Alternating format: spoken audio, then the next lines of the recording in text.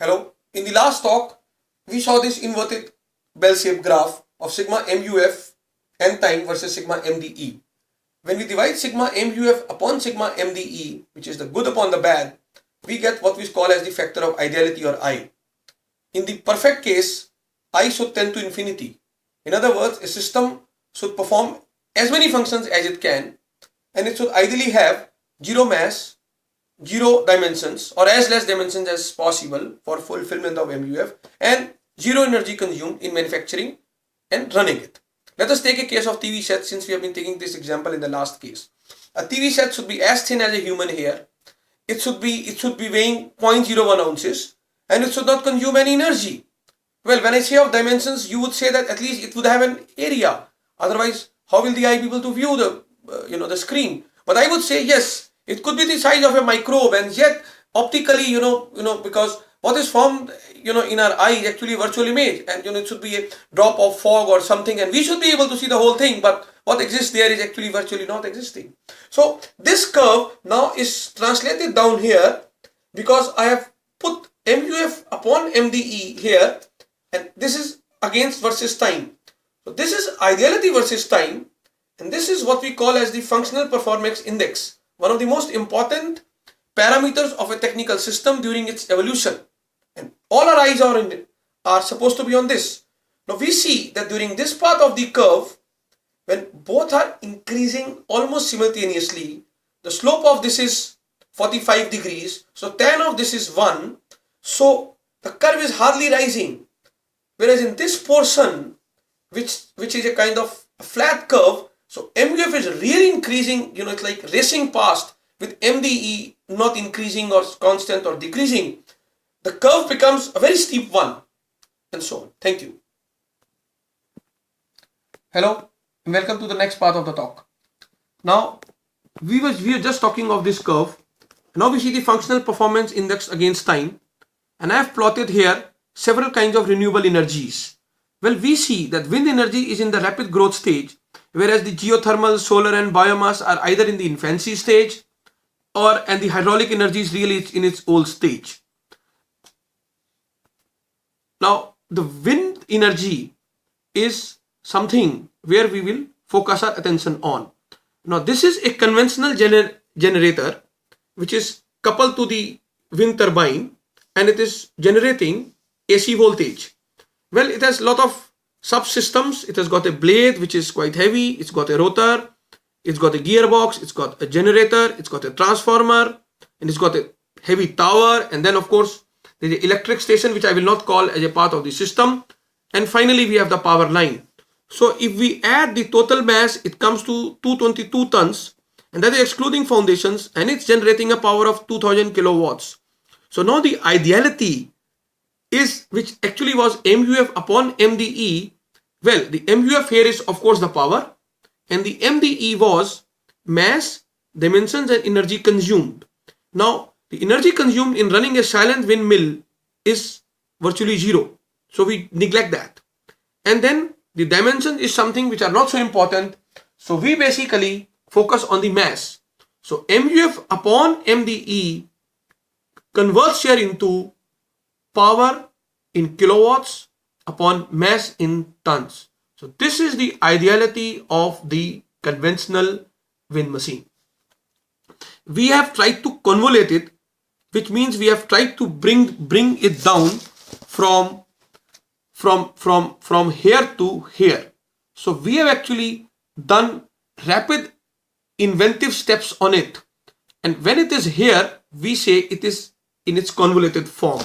Now what we have is, everything has been just removed.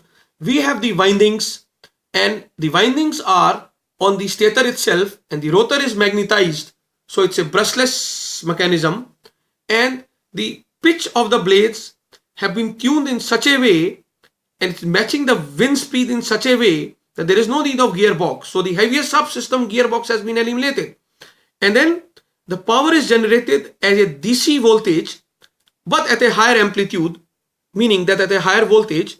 So there is no need of a transformer, except that we need to convert DC to AC before we can actually send it across through our power lines.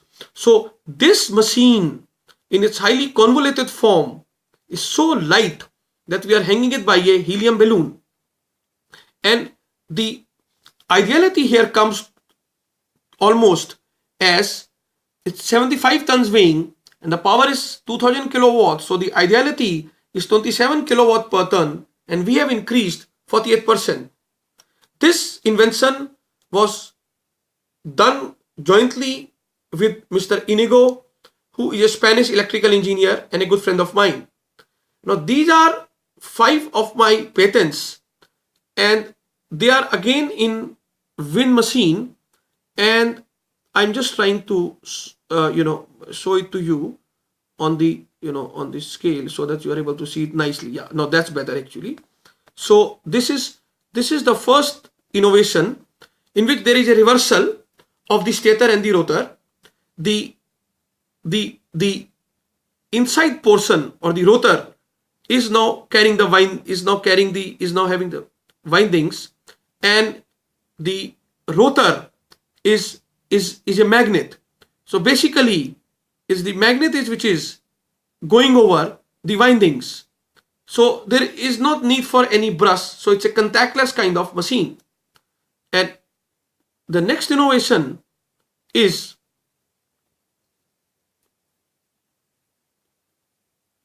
now this is an airship which is actually taking up the wind machine, and the vanes are attached to the airship itself. So a major tuning, the directional major tuning is done through this, and there is another finer directional tuning which is done by the horizontal vanes which are attached to the wind machine, and there are several degrees of freedom here. The airship lifts it to the desired height where the wind thrust is maximum, and the horizontal and the vertical vanes, they combine to give it just the right orientation where maximum energy can be obtained, and then of course the windmill picks up its optimum speed and we get the highest power. Now there is another one here, as you can see, and this one is a hurricane collapsible windmill. And when a hurricane comes, the blades, they just join together just like a butterfly folds and unfolds its wings. And when the hurricane is gone, the wings are back again. The vanes are back again in position. This mechanism is achieved by a conical shaft over which the vanes can actually slide backwards or forward. So it's a kind of automatic speed regulator which is inbuilt in the machine. It's slightly difficult to explain here, but in the later steps when we will be able to talking about it. And now comes the last innovation in which the shaft is totally eliminated. So the stator is made up of the coils, and the rotors are magnets, and the coils not only function to align the rotor inside, but also the magnet cuts the magnetic field across the coils. So basically the function of the shaft has been transferred to that of the coil. So one subsystem is eliminated. So this is a futuristic axle free turbine, I would call. Thank you. Thank you.